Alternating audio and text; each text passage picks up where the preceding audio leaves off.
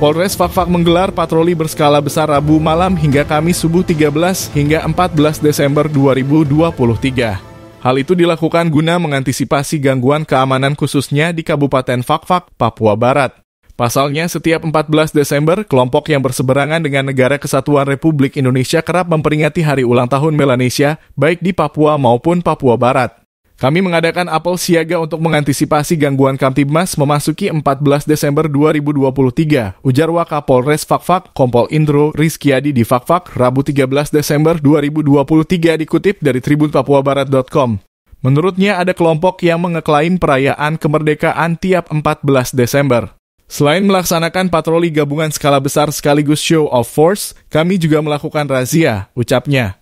Personil gabungan akan merazia senjata api, senjata tajam, memeriksa berbagai atribut yang bertentangan dengan hukum. Patroli ini dibagi menjadi beberapa regu yang akan terus bergantian melaksanakan patroli sampai Kamis pagi, kata Indro Rizkyadi.